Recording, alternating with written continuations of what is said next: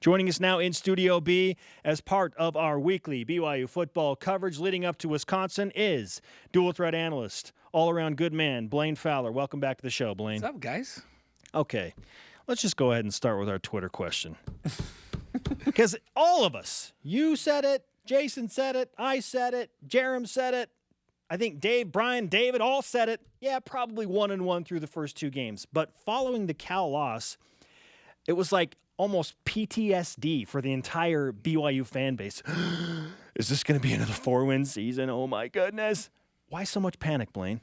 I don't know, because I'm not in a panic. But it surprised me because you remember back before the season started, I said if they can split the first two games, I feel like they'll be in a position to be bowl eligible before they get to the Utah game. At least 6 wins and maybe 7 wins before they get to the Utah game. I don't think they're going to go. I still think that. I don't think they're going to go into the Utah game with a bowl game on the line. I think they'll already be bowl eligible. And we could go through the schedule and pick out the teams. You know, there's some like Utah State all of a sudden is a toss-up game because they're so good, but it's in Provo. You know, Northern Illinois I think is a really good team. They showed that against Utah, but it's in Provo.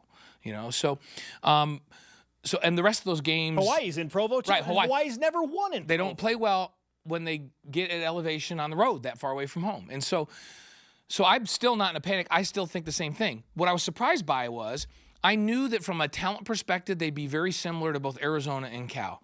So I figured, you know what? If those teams are evenly matched, you go on the road, you probably lose that one on the road in a close game to Arizona. Then you come home and the home field advantage, which should be a touchdown advantage, takes over there two evenly matched teams and you win the one at home. That's what I thought going in. I thought they'd be 1-1 coming out. They would lose on the road at Arizona. They would win at home against Cal. So they flipped that. It doesn't concern me that much. I still feel the same way about the season that I did.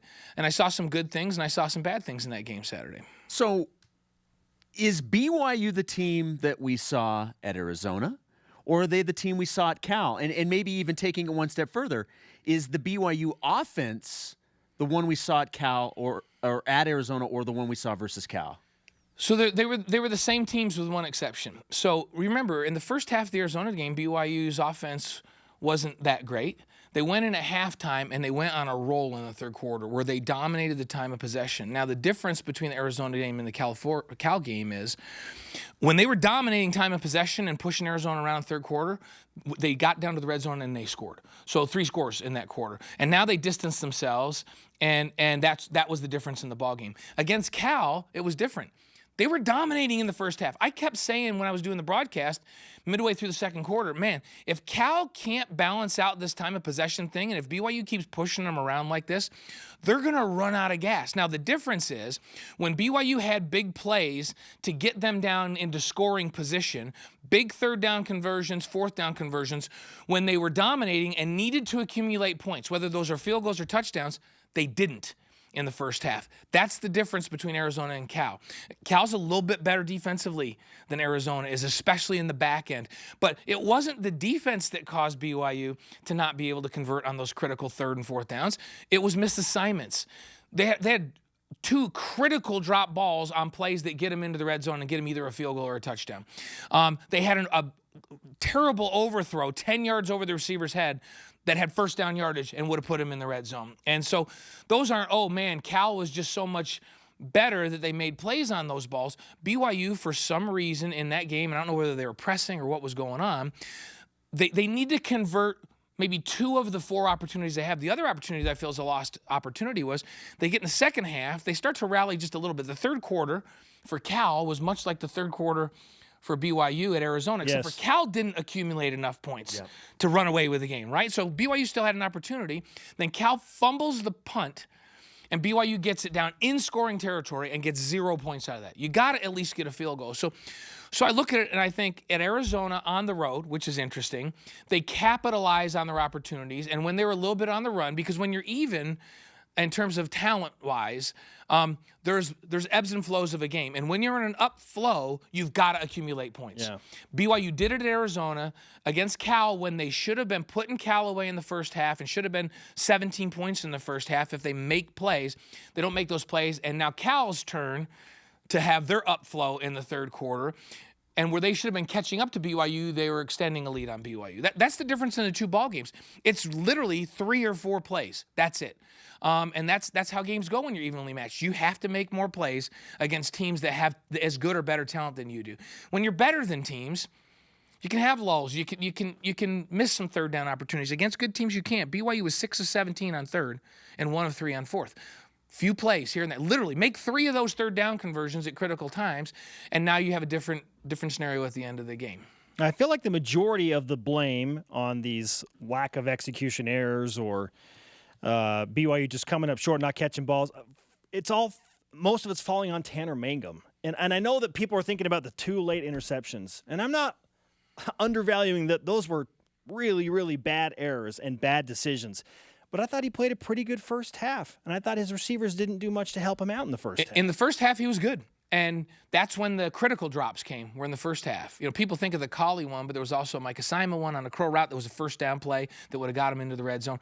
So the receivers didn't help him out in the first half. Yeah, my point is Tanner wouldn't make those or need to feel like he needed to make those throws in the second half Right. if BYU capitalizes in the first half. And then here's the thing. When you get into the second half and the game's still close, then you can't press. As a quarterback, you can't go, man, I've just got to go make a play. So I'm going to throw this out there, even though I know it's not a high percentage opportunity. And maybe you still have to play within yourself in the second half and stay close.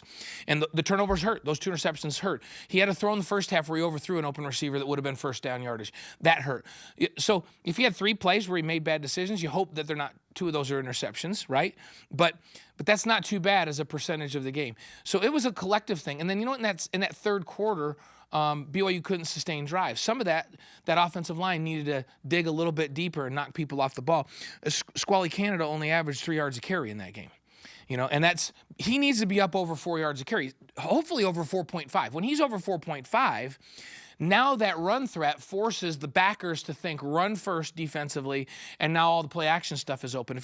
If they're controlling you up front and you're only getting 3 yards a carry with your feature back, that changes the passing game. And so they needed to be better in the second half, knocking people off the ball. In the first half, they were knocking them off the ball. They were doing a good job. And to Cal's credit, when they should have been exhausted, they came out in that third quarter out of the locker room and they got after it. And then the thing, defensively, BYU was pretty good. The one thing they did not do well, and I'm not so sure that they knew Garbers was going to be that good running the ball, because he had some conversions when BYU had a chance to get off the field that he got with his feet. And that's to Cal's credit for picking the right guy. Yeah. Right. They went with him, and they said all week, we don't know, we may rotate. Well, guess what? They didn't start their starter from last year and didn't play him down, right? So they said, we need to have a quarterback run game to win. They're right. They're not prolific throwing the ball like the old days with Goff. But they knew who they were, and they said, we're going with Garbers, and McElwain we're going to run the football with. And those 2 guys, that is really what hurt BYU. They were able to make some conversions with a quarterback run game that allowed them to stay on the field and move the chains. And for them offensively, that was the difference in the ballgame. So, I'm not so sure BYU really prepared heavily for that because they weren't expecting that. So that was great, gamesmanship and a game plan from Cal offensively. With that, I think BYU still played a pretty solid game defensively, forced a couple of turnovers that should have been game-changing. The offense needed to sustain some drives to give the defense a rest, especially in that second half, and it's a different outcome. They lose by 3. So there's some things they could have done. They were a few plays away from being 2-0. Right? There's a few plays away. They didn't get dominated by Cal, even though it looked like it in the third quarter, because they just didn't accumulate enough points in that first half. So where are they at? They're exactly where we thought they would be, only they won the game I thought they were going to lose, and they lost the game that I thought they were going to win. I thought they'd be evenly matched. I still think the same thing in terms of a talent perspective. All right, Blaine, I know you've got places to be after further review to prepare for. You can watch Blaine in a brand new episode of that tonight on BYUtv, but I want a quick answer. Give me your 15-second answer of how BYU can judge success against Wisconsin as they try and bounce back. So I don't even think success comes like, hey, we're going to go get a win. You get a win, that shocks the world, right? That's one of the biggest upsets in football this year if you do it. So it really is, can we match up with them physically? Can we come out of there and go, well, they didn't manhandle us and we stayed close? Because Wisconsin, if not the most physical, one of the 2 or 3 most physical teams in the country. And that's what BYU's hanging their hat on now. So I'm going to watch how they play up front, how those backers play. If I can come out of that game and go, you know what, they lost, but they didn't get manhandled up front. They held their own pretty well up there. Then that's, to me, success in that ball game. And not letting Wisconsin just run away with it and physically dominate them and let Taylor get 9 yards a carry. Great stuff. Blaine, we always appreciate the time, my friend. Thank you for bringing some needed levity and perspective to I feel better. They were panic right. situations. They're right where they were supposed to be. If I'm gonna say if they're not bowl eligible going into the Utah game, I'll be surprised. And if they have a bunch of injuries or something like that, that changes it. But if they stay healthy, which they have through 2 games, there isn't any reason they should either have 6 or 7 wins going into the Utah game and not have the pressure of having to win when you really look at that schedule. So I still feel like they're fine.